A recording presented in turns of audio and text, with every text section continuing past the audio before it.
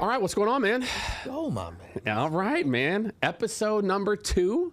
We're getting ready. We're in the holiday seasons, the full thick of it. What do you got going on for the holidays, man? Probably way too much eating and not enough sleeping. We'll probably put it out that way. Man. So, That's how it usually works out, this time of year. So happy holidays, everybody.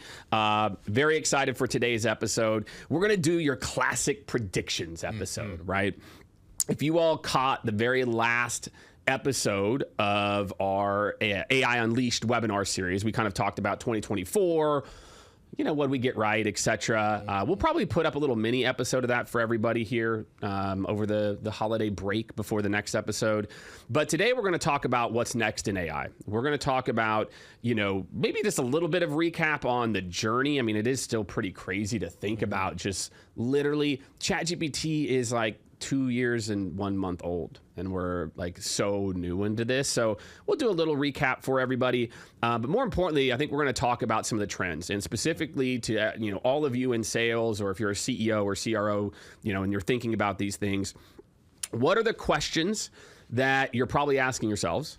And what are our predictions based on what we're already seeing in revenue organizations and what we anticipate seeing, right? We can't really anticipate where Gen AI is going to be. I mean, who the hell knows? And I think that's why the recap's going to be good, because you can learn from the past a bit here. I know for me in particular, I never anticipated how quickly it would evolve. Oh, wow. Like, there were things we were excited about, and we're like, oh, we're the first ones to do it. And then 3 months later, it would just get rolled out everywhere. We're like, right. Oh, okay. So I think that was just a big, I'm pumped for the recap, but of where this is going, because it's wild, man. It's going to get wild. Yeah, and I mean, we talked about this, I think, in the first episode a little bit too, where it's like, it's also like, are we as far along as we thought we would be in some of these? Like the application pieces, like, yeah.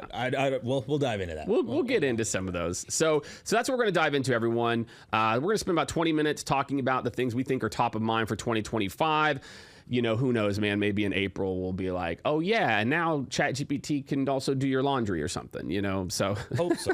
I think I saw a funny meme, and then we'll dive in there. It was like, I don't want AI to do art and music so I can do laundry and dishes. We wanted AI to do the laundry and dishes so we could do arts and music. It's going the wrong direction. That's right. I agree, man. I agree 100%. So first segment here, DM question of the week. So I love this, and that's the opportunity. Y'all send us your questions, because we will answer them live. We'll get back to them on it. So this one it's a good one, and it sets us up well. It says, I'm an SDR who really, at the end of the day, I send mostly emails to book my meetings, and I'm a little bit worried that these tasks aren't super value added. What should I do in this situation? You want to dive into this one first? Sure. Leave your job probably I didn't want to say it. Is probably it. Look, there's ways that I do want to preface that, because you can make a job what you want to make it. I think a lot of people think, oh, I'm a job, this is what I was told to do. Most leaders want you to show initiative. So the first thing would be, I'd say, look, I hear that this is what you want me to do. I'm happy to do these email templates. What I would like to do is I will still hit your numbers.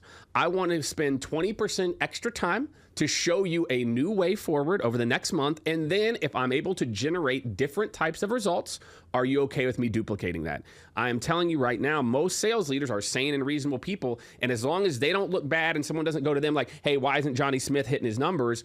They're usually like, well, okay, if you're going to hit your numbers and you're going to try something different, like, I'm good with it. So, I like to take a little bit of ownership over it first, and then, yeah, maybe I bounce. Yeah, well, it really depends, like, who really just sends emails. How's this a phrase? It depends on if they're your emails or someone else's emails. Yeah, they're just like templates. Because if you're sending someone else's templates, someone else's emails, probably are. You're in a lot of trouble, because you're also not developing the skill of writing. You're not developing the skill of prospecting. And so these value-added tasks aren't super value-added. Value is all about using. If you can't use it, it's not valuable. So where at your role could you create things that are usable? Right? Yeah. New templates, new processes, new systems, connecting the dots better. So, but this is one, if you're an SDR, if you're a seller out there and you're using other people's content only, you're in trouble, because that's easy to do now. It's easy to produce. So I hope this person, I hope they join the community, right. Get in there, learn how to do these things, and see where it can take you. Yeah, I think there's just a lot of opportunity, but yeah, I mean, if you are just hitting send all on other people's emails and then you're a glorified calendar helper, yeah, that's a good segue. So let's get into it. So again, today's topics, I've got a couple questions here, KD. I know you've got a couple too that we're going to dive into around what's next. 2025 is basically here. Like you said, people are, maybe listening to this, having a cocktail. Well, hopefully maybe you're, actually relaxing a little bit as well too. So the very first one, and let's start hitting pretty heavy here, which is, will AI become the default salesperson? By 2025, could, or even I'll maybe phrase it too, how much do we really think AI will be able to replace, knowing that things don't quite move as fast as we think, of the actual role of sales? Mm-hmm. So this one is fun because this is what gets everyone so excited. Like, well, there'll always be a salesperson. People want to talk to people. And it's like, just like they'll always be riding horses. It's like, yes, there's still people that ride horses. That is true, right? But I like to break this down to the different parts of a salesperson, almost like the Frankenstein of it. Because when we use salesperson as itself, will AI be the default salesperson overall in 2025? I don't believe so. Yeah. But if you break down the things salespeople do, I think there's parts of the salesperson that it does start to be the default. Research, for example. That's part of a salesperson's job, or was historically. That part becomes the default for a salesperson in 2025. Research is an easy one. Prep is another one. Customized messaging is another one, where it starts to take pieces of the salesperson, I'll say, away or empower the sellers that actually know how to leverage that technology. But I do think, I'll go out here, we'll see 2025, I start to believe that discovery by the end of 2025 is no longer a salesperson-led thing. Because if you think of what is discovery, what is good discovery? Asking great questions to find a use case, identify a problem, and create a custom POV for that individual. As buyers start to experience this, where they can engage online at any time, where it's like, I want to look at this product. Cool, we've got 5-10 questions for you here. And an avatar pops up and asks them and really goes through it. I think the discovery part of selling by the end of 2025 is heavily interesting. All right, well, I went there. Let's click on that, because my medic and medpic people are about to flip tables right now. They're like, but I need to understand all these other things and the champions and the economic buyers and all this stuff. And I feel like, look, you and I both know this, that I agree to for a certain type of seller in particular, because the other thing for us is to put yourself in the seller's shoes. I'm answering the same questions to this company, to this company. So I can see that. But the discovery process is one of the most important parts, if not the most important part of sales. So how do you feel like, if I'm a seller, okay, let's say we do have some of this. How is the seller then showing up in that first meeting? So ideally, it allows them to go deeper, faster. Because the reality is, and I know this gets people fired up, where it's like, oh, well, no, KD, like AI couldn't do that. Like, we run such great discovery. They don't. Most sellers don't. No. You don't. I'm telling you, because I get to talk about this as a leader and as a buyer. I get sold to all the time. Discovery is minimal at best, and then even worse, it's not used. Whereas the best reps take the discovery and use it. So if I am a world-class seller and I didn't do the discovery, but in front of me is a one-page summary of what they cared about, the use cases, how to connect the dots to the product, social proof that would apply to them, potential objections, where they got excited, what they were looking for. Now I can go deeper in that demo faster, but also I can do discovery continued. That's also the problem with most sellers, is discovery stops. Yeah. I did disco, stage complete, move on. Right. So as a seller, that I think allows me to show up and go deeper versus trying to ask all the questions, listen to all the answers, and not feel rushed. Because a lot of sellers treat discovery like a checklist. They treat it like MedPick. They treat it like spiced. Like, oh, I checked the letters. They didn't get the context behind it. So that's what I think happens. I can get down with that. I think, and I think too, buyers, you think about at the top of the funnel too, that like first interactions, initial, like, can I please, for the love of God, just like watch a demo without having to talk to somebody? So yeah, I can get down with that. And I think what you're hearing here, we are still years away from the being able to interpret and read the tea leaves and cut in that 20 15% customization that makes the buyer be like, oh, this person adds value. Versus this person's just doing something. I could have filled out a form. I could have watched a video. Again, because it's two ways, right? If I could just fill out a form, and then the demo that you're going to do isn't even customized to discovery, can I just watch the demo too? And then let's just talk about implementation. Like and that becomes like the role of CS and those types of roles, I think, become more important. Yeah, and that's where with these demos, and this is 2026. So I'm not going to go to 2025 yet, but we'll see. Where if I fill out that form. And now I get that demo pop up. It's like, all right, is there a particular use case you're interested in? And I type that in, and it's like, oh, let me take you there. And then you could say, well, but AI seller, I don't know my ICP.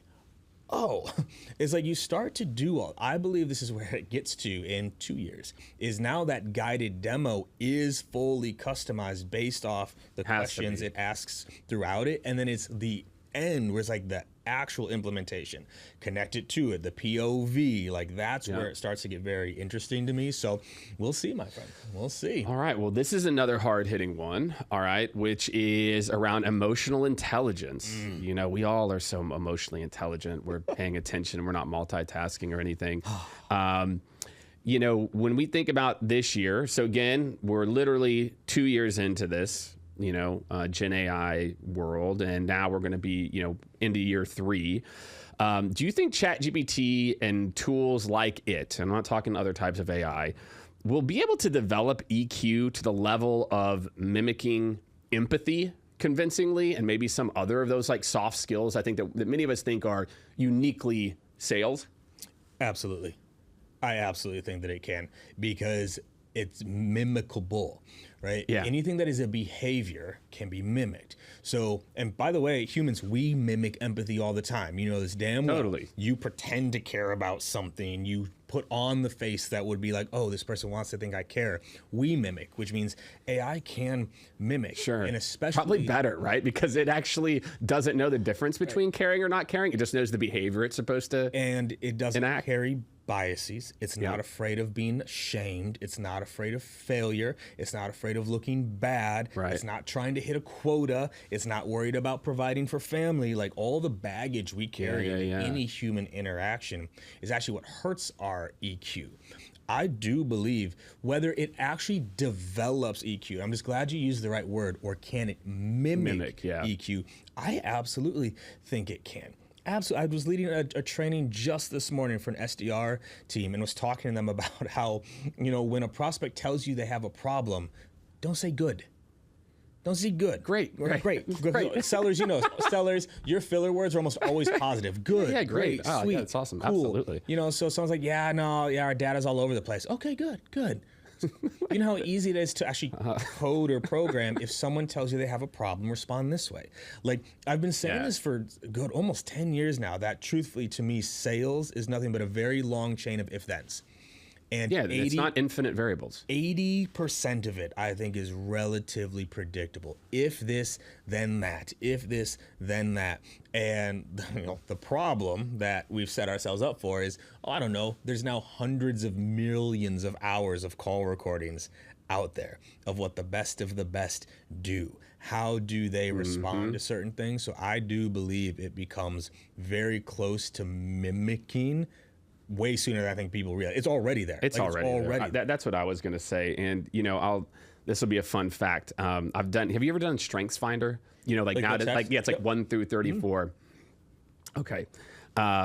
Empathy for me was like 33, like literally at the bottom, and what I realized, again, I think over time I've become, genuinely more empathetic. But look, what is empathy? What I got good at is I ask a question, I hit the mute button, right? I just listen. Okay, I have my questions written down, so I'm not trying to think of it. I'm fully present. So by literally creating space and pausing, being present and not distracted. Okay, now I want all of you to think about, is this your sales call? Is this what you're doing today? And every 2 questions I asked, I recapped back to people exactly what they said to me. I remember I used to put the phone on mute, Katie. I'd be like when I was training new reps, I'd be like, watch this. All right, so Katie, what I heard is you're trying to do this, you're trying to do this, and you're trying to do this. Is that right? And they'd go, and their face lights up. Yeah. They're like, yeah, that's it. Yes. I'm like, and they're like, like you literally, you can, by the way, you can try this with your significant other too. And they're like, wow, like she or he's really listening to me. But again, those are kind of how I learned that part of it, by just making people feel heard. And again, I want a lot of you sellers to think about, if you're like, well, it doesn't, listen to your call. Are you even doing what I just said?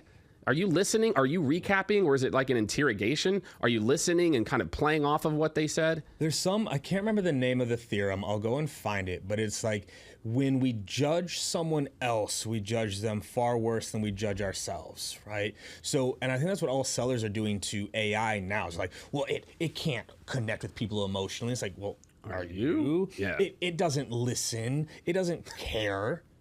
Do you? But also we put AI on this pedestal that most sellers aren't even 100%. meeting. And I know some of y'all just turned off the episode right now because you're like, oh, no, that's not me. I mean, okay. But the reality is what Jake just gave as an example can be taught. There are already AI therapists. If you think about where empathy has to show up in therapy, there are already AI therapists that patients prefer over a human therapist because they don't fear judgment anymore. They're more open. We talked about this in another episode, but this is one where I think it gets very mimicable. And if we're being honest, Jake, as a buyer, how much empathy do you want from your seller? I just want them to be able to connect the dots. Say it again. I'm going to ask this again. As a buyer, when's the last time you're like, you know what? I loved that seller because they were empathetic. I like to feel heard, but the way you show me that I felt heard is by how you put together the solution. You help me. Yeah, you help me. That's how I feel. Is like, as long as I can tell, and I'm not repeating myself 50 times, or I can tell you copied and pasted this. That's it. Yeah, especially as you go up market where people said, well, you couldn't do this enterprise. Mm-hmm. When you're selling a $2 million contract to 14 internal buyers, empathy is the last thing that company is thinking about when they're making this decision. They're looking at the use case, the return, the implementation, and the risk. Losing it right now. Well, I know we're gonna. But enterprise sellers, this should help you create better use case, create better POVs, connect the dots better, because you don't have access to the entire internet in your brain. AI does. That's right. Scenario plan, role play. We'll get. We've done a million of those types of. Chats, etc. All right, man, let's talk sales leadership. I was going to say, I want to pivot this a little bit here, because we talk a lot about the seller, where the seller be replaced, how sellers can use this. What about sales leaders? Ooh, frontline sales leaders. 2025, will AI make sales leaders obsolete? It's a really great question. This actually is how me and you started the journey. This is how you guys have heard the story before. Pine House Pizza, Beer and Pizza, talking about all the things that we thought after 15, 20 years of sales leadership and sales was proprietary, and then starting to go down the rabbit hole of like, well, can it do that? Can it do that? Here's what I would say. Sales leadership, and I think we all know this, for a lot of companies, most sales leadership is not really leadership. It's mentorship, or I'll call it hero leadership, which is me telling you about what I've done before and how you should do it. It's advice giving. Yep. Most sales leaders today are not trained how to coach, ask questions. Okay, great. So Jake, I know you, what's the goal here? Okay, what are some options forward? Okay, based on that, okay, where do you think we're at today reality-wise? Okay, based on kind of these things, how should we move forward? Mm-hmm. How many of you sales leaders, I want you to look yourself in the eye, when a rep comes to you and talks about a deal, and a rep needs to work on a skill, how many of you pause and coach versus just give advice? Now, let me ask you this same question. How many times in the last 12 months have you given the exact same piece of advice? Therefore, I can create a custom GPT that is the Jake way of giving advice that a rep can go in. So, look, it goes back to a lot of the things, and again, we talked about empathy or mimicking behavior. If you are giving the same advice over and over again, it might make you feel good. And I think what happens, it gives us that little dopamine rush. I'm smart. I'm smart. And it's not conscious. A lot of it's subconscious. Oh, look at, they need me. Now, I don't think they're replaced, but Katie, can they manage 20 people now maybe?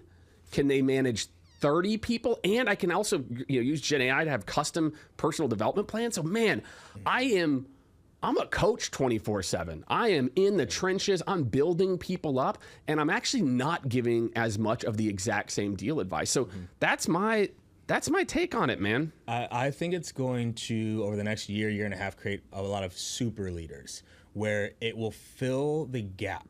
So I actually played with this idea 3-4 years ago when I was at Patient Pop of, we specialized reps, SDRs, AEs, inbound, outbound. And I had the thought, I was like, what if I specialized my managers? Because you have some managers that are great coaches. They're great at it, but they're really bad with like data and process. Okay, I see where you're going. Then you have other leaders where they're great process, data, but ask them to coach a call. Good Lord, like they can't. So I was like, what if, because you think about what a manager has to do. So I'm so empathetic with managers. You have to be good at all of it. You actually don't get to lean into your strengths. So what I did it for 1 quarter where like this was the call coaching manager. This was the productivity manager. And this was the process manager, right? And I think AI is going to allow leaders, if they're self-aware enough, to admit where they are weak, to fill that gap. Yeah, or play to their strengths, right? Because what's going to happen, if you're a great coach, you will do it better than AI now. Yes, in for sure. Year and a half, but now you can. But if you're weak in data, it's going to lift you up so much higher. Maybe you're a great data person. It's not going to catch what you can catch, but it might help you coach better. So I think, to your point, I think leaders should be able to start to lead more people at once and have their gaps filled, because not every leader is great at everything. Oh, sure. Not every leader is great at everything. I know my flaws. I know the places that I am weakest. I know the places that I'm good. I want AI to fill those gaps, whereas I think too many people look at what they're good at and go, AI can't do it as good as me. That's not the point. 80%. Look at what you're not good at and let it lift you up there. So that's what I think happens on the leadership side. I like that. Not only filling in the gaps for the leader, and then also, kind of going back to what I was mentioning, where the ability to really scale your good best practices as well, and spend more time on the people side of it. I think that's critical. Yeah, absolutely. So I guess this goes a layer deeper then. Ooh. Will the reps follow AI, right? Will they follow AI's instruction more than a manager, more than a VP's instruction? Will I listen to AI over my boss? Well, you got to listen to your boss a little. You got to manage up a little bit. Probably should. Well, here's what I'll tell you. It's been interesting, right? We've been having flavors of AI in sales around predictive forecasting, and Johnny talks too much. So if Johnny talks less, he'll close deals. So we've kind of had this flavor, and I would say people are pretty not trusting of it today. I think where Gen AI possibly fills in the gaps, salespeople, we always just want to know the why. And nobody ever, talks enough. That's not good enough. We all know that there are nuances. Like this deal, I should have talked more because blah, and this blah, blah, blah.